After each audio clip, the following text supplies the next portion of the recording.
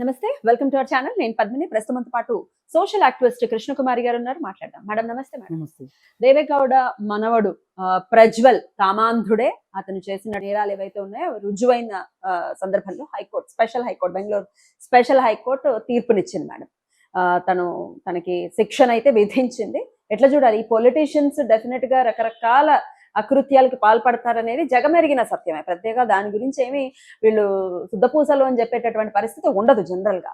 కానీ ఇట్లా నిరూపితమైనప్పుడు ప్రతినిధులుగా ఉన్న వీళ్ళు అసలు ఏ కోసైనా మారతారు అని అంటే అది చాలా కామెడీగా అనిపిస్తుందేమో. మారి లేకపోతే మంచి లీడర్స్ ని మనం చూస్తాము అనే హోప్ అయితే ఎటువంటి పరిస్థితుల్లో ప్రజల్లో లేదు. అసలు ఈ అంశాన్ని ఎలా చూడొచ్చు మేడం? 2000 వీడియోస్ ఆ ఫామ్ హౌస్ లో కింద వాళ్ళని ఇబ్బంది పెట్టినటువంటి వీడియోస్, 2000 వీడియోస్ ఉండటము ఆశ్చర్యానికి గురి చేస్తుంది madam. What is your energy? ఇది ఒక ఆర్గనైజ్డ్ క్రైమ్ గా జరిగింది. పకడ్బందీగా చేశాడు అతను ఈ క్రైమ్. ఈ ప్రజ్వల్ రేవణ్ణ అన్న అతను, ఇతను ఎంపీగా కూడా చేశాడు. మొన్న టికెట్ నిరాకరించారు అతనికి. అయితే వీళ్ళ నాన్న ఎంపీగా చేశారు, వీళ్ళ బాబాయి ముఖ్యమంత్రిగా చేశారు, ఆయన ఎంపీగా చేస్తున్నారు, ఇప్పుడు కేంద్రంలో మంత్రిగా కూడా ఉన్నట్టున్నారు. అలాగే వీళ్ళ తాత ఈ దేశానికి ప్రధానమంత్రిగా చేశారు, దేవగౌడ. మరి ఆ కుటుంబంలో ఇంత బాధ్యతాయుతంగా ఉండాలి. ఇది ఒక రకంగా ఒక చీడ పురుగు అంటే, నేను చీడ పురుగులు కూడా మంచివేమో, మంచి పురుగులు ఉంటాయేమో. ఇలాంటి వాడు మటుకు మళ్ళీ అపర కీచకులు అంటారు చూడండి.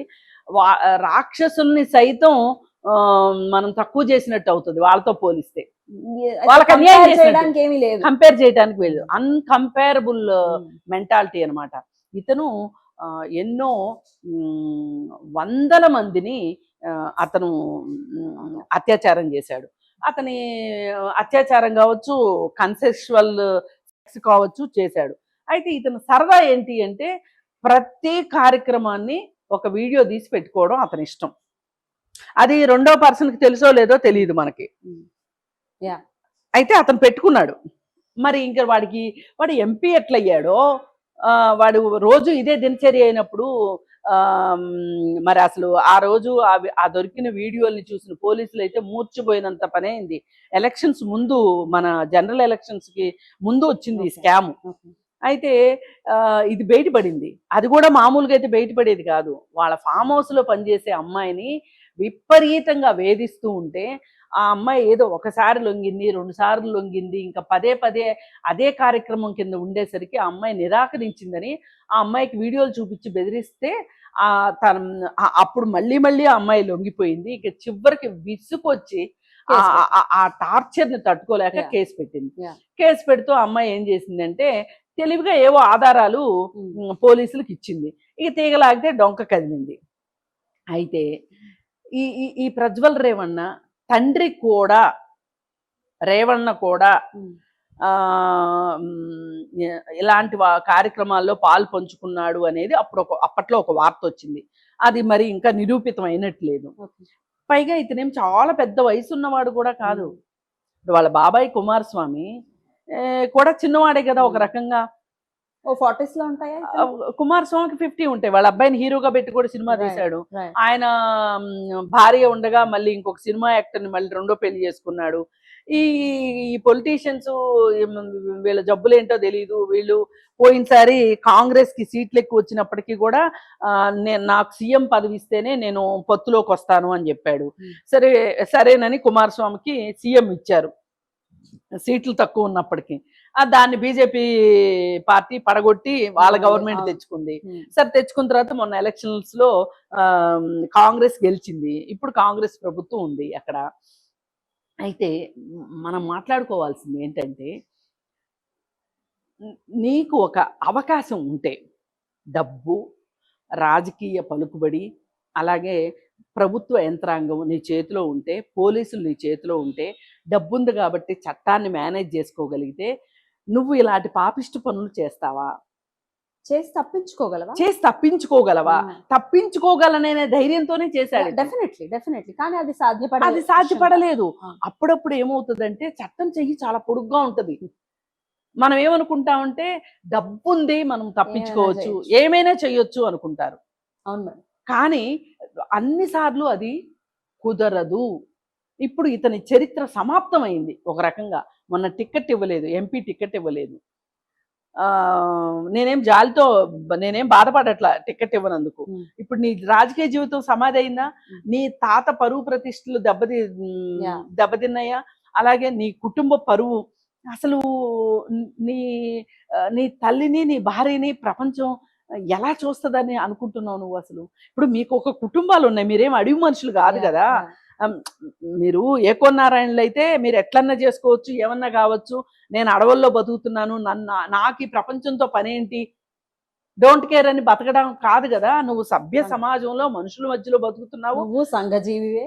మళ్ళీ ఆ. పైగా ప్రతిరోజు ప్రజలతోటి Exactly. మమేకమయ్యే రాజకీయాల్లో ఉన్నావు నువ్వు. Exactly. అసలు నీకు కామంతో కళ్ళు మూసుకుపోయినాయా, లేకపోతే నువ్వు ఉన్న ఒక పెద్ద శాడిస్టువా, లేకపోతే ఉన్మాదివా, లేకపోతే అసలు ఇన్ని వందల మందితోటి సంబంధాలు ఉండడం ఏంటి?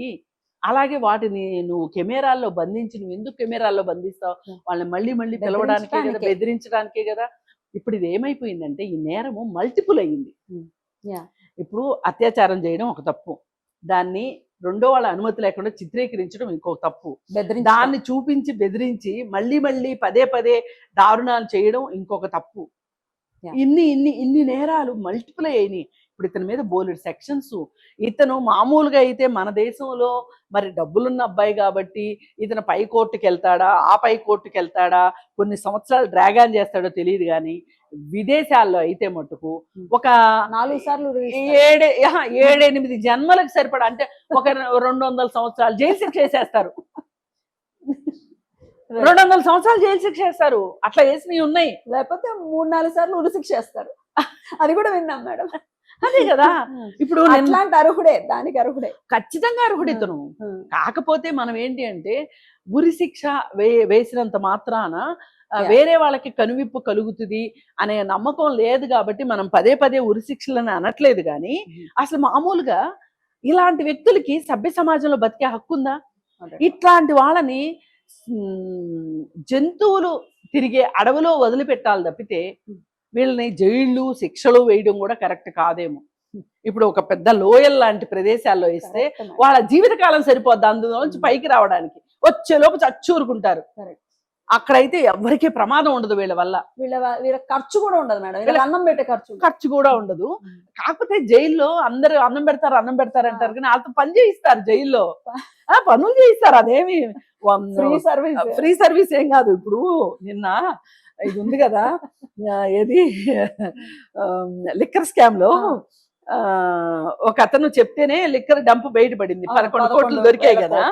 అయితే 11 కోట్లు. ఆ కుర్రాడు ఏం చెప్పాడంటే అసలు ఇది కేసే కాదు, ఈ కేసు ఏమీ చేయదు, ఇది ఒట్టిగా పోతుంది, నేను బెయిల్ తీసుకుని మళ్ళీ వస్తాను చూడు అన్న మనిషి అక్కడ జైల్లో వంటలు చేస్తున్నాడని తెలిసింది. నాకు భయం వేసింది అని ఆ అబ్బాయి చెప్పడం వింటే నాకు జైలు పరిస్థితి తెలుసు. నిజంగా పనులు చేయిస్తారు అక్కడ.